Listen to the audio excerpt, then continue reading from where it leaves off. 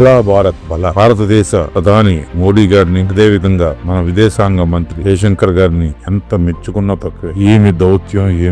ఒక శత్రువును కూడా ఆపదలో ఉంటే ఆదుకోవడం అన్నది మోడీ గారి నాయకత్వంలో ఉన్నటువంటి ఎన్డీఏ గవర్నమెంట్ కి కదా దక్కుతుంది. ఒకనాడు మన శత్రువుని తెలిసి కూడా టర్కీకి ఆపరేషన్ దోస్త్ అనే పేరు మీద మందులు పంపించి వాళ్ళ యొక్క భీకరమైనటువంటి భూకంపాల నుంచి రక్షించి వాళ్ళందరికి ఉపశమనం కలిగించారు. కానీ విశ్వాసం లేని ఆ టర్కీ ప్రజల మంచోళ్లే, ఆ నాయకులే ఎడ్డుగన్ విషయం కక్కాడు. తన సిగ్గు లేదు. కానీ అది కూడా మర్చిపోయి మనం ఈ రోజు ఇరాన్ కి ఇంకా మిగతా చాలా దేశాలకి మనం మందులు పంపించడం, వాళ్ళకి ఉపశమనం కలిగించుకున్నది మాత్రం ఒక మనిషిగా చాలా ఆనందంగా ఉంది. అందరూ యుద్ధంలోని స్వార్థం చూస్తారు, యుద్ధంలో కూడా శాంతిని చూస్తున్నారు. అది కదా భారతదేశ ఔన్నత్యం కాపాడే నాయకుల లక్షణం.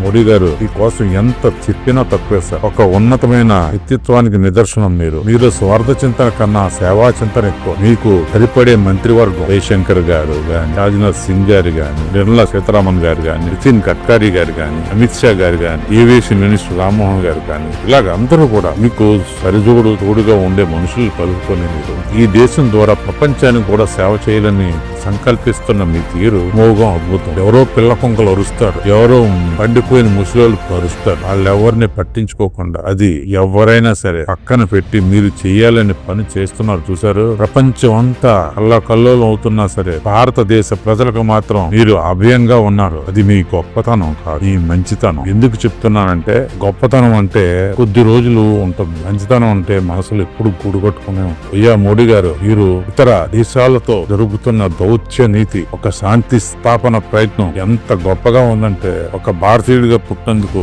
ఆనందంతో ఊవెత్తను లిగుస్తుంది, మనసు పులకింతలు తొక్కుతుంది. మీరు ఇవాళ యుద్ధాన్ని కూడా ఆపగలరు అని ఈ ప్రపంచానికి తెలుసు, ఒక మూర్ఖుడైన అమెరికా పాలకుడికి తప్ప. ఎందుకంటే మూర్ఖులకి వాళ్ళు చెప్పే తప్ప ఇతరులు చెప్పేది వినిపించదు, కనిపించదు. దురదృష్టకరం. ఆ మూర్ఖుడు అయిన ట్రంప్ తెచ్చిన ఉపద్రవం ఈ ప్రపంచానికి శాంతి దూతుందని గమనించడం కూడా లేదు. ఈ ప్రపంచంలో శాంతితో ఎవరైనా ఉన్నారంటే మోడీ గారు మాత్రమే. ఎంత నేస్తమైనా సరే రష్యాకి వంత పలకుండా అలా సహాయం చేయాలి, అలా సహాయం చేస్తూనే ఉన్నారు. యుద్ధాన్ని రెచ్చగొట్టడం అంటే ఒకరి పక్షాన్ని చేరి యుద్ధం చేయించడం కాదు, ఒకరి పక్షాన్ని చేరి యుద్ధం ఆపడం. అది కదా ప్రపంచానికి కావాల్సింది. ఆ మెసేజ్ ఎంతో చక్కగా ఇస్తున్న మోడీ గారిని ఈ ప్రపంచం నెత్తిని పెట్టుకొని తిప్పాలి. ఏం చేస్తాం, దురదృష్టం. ఊరికి ఈ కాలంలో రోజులు. నెతన్యాహును కూడా ఒప్పించగల సత్తా మోడీ గారికి ఉంది. కానీ ఆ దుర్మార్గుడైన ట్రంప్ లేదు. పుతిన్ గారు గాని, నెతన్యాహు గాని, ఇరాన్ ప్రభుత్వం గాని, లేదా గల్ఫ్ కంట్రీస్ గాని అన్ని కూడా మోడీ మాట, ముఖ్యంగా యూరోపియన్ కంట్రీస్ గాని అన్ని కూడా మోడీ మాట వినడానికి సిద్ధం ఉన్నాయి. ఒక మూర్ఖుడు ట్రంప్ తప్ప. దురదృష్టం, మూర్ఖుడు ఒకవైపు, ప్రపంచ శాంతిని కాంక్షించే మనిషి ఒకవైపు. కానీ మూర్ఖుడు మాటే